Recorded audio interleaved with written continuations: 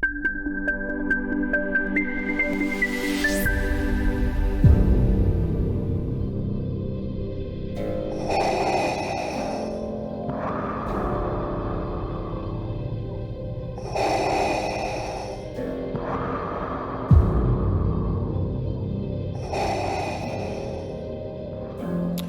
is the new Audi A1 Sportback. It's a premium super mini with dual personalities.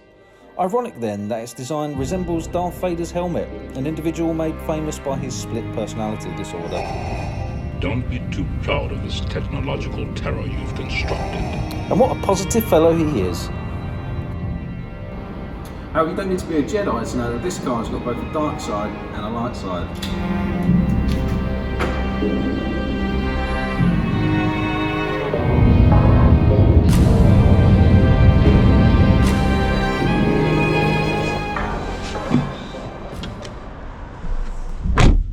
Okay, so the S-Line model, which is what this is about £21,500. It comes with a full colour digital dash and this really nice multimedia touchscreen display. It's 10.5 inches, which sounds great value for money, right? For your 21.5 grand, you're also going to get a sporty body kit, 17-inch alloy wheels and lots of S-Line badges. Ooh.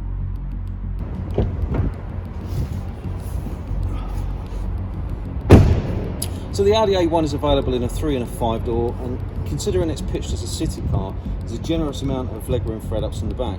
And for those of you who really feel the need to procreate, there are dual ISO fixed points in here as well. One of the weirdest things about this is there's an automatic boot release on the key, but the boot lid doesn't automatically open.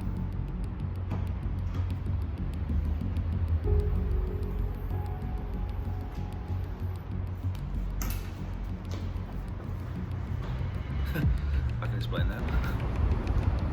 So actually for a city car it's got a generous amount of boot space.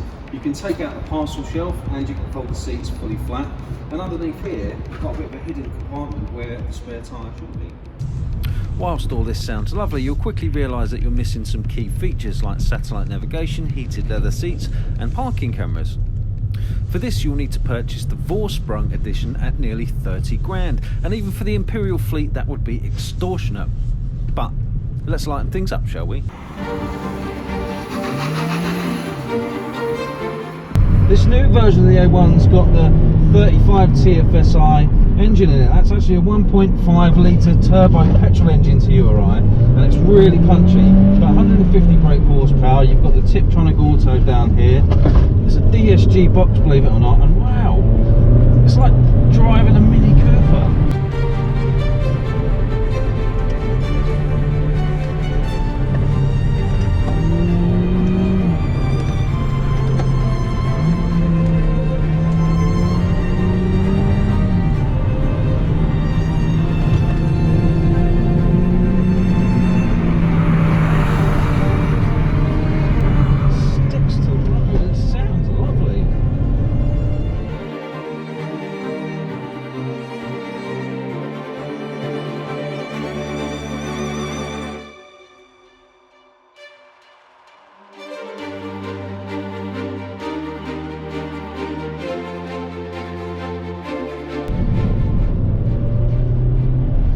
The Mercedes, you've got dynamic select and you can switch between the different modes. So you've obviously got an eco mode, an individual mode, and you've got dynamic, which is supposed to be the sporty one.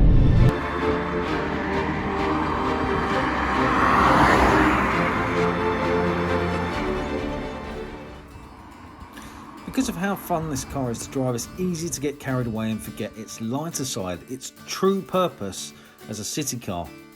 For starters, it's got a fantastic turning circle, it can achieve a real 35 mpg in town, and it's really smooth to drive in traffic. This A1 is fitted with cruise control and lane assistance, a passive safety system that steers the car under certain conditions when active, and it takes the stress out of motorway driving.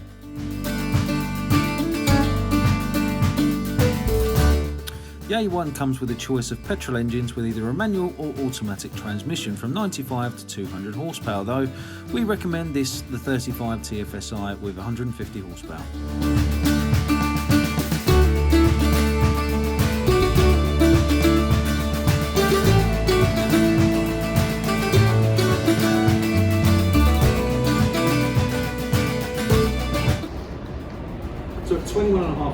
really think that Audi have missed the trick by not putting things like satellite navigation, 360-degree reversing cameras and heated seats in this as standard.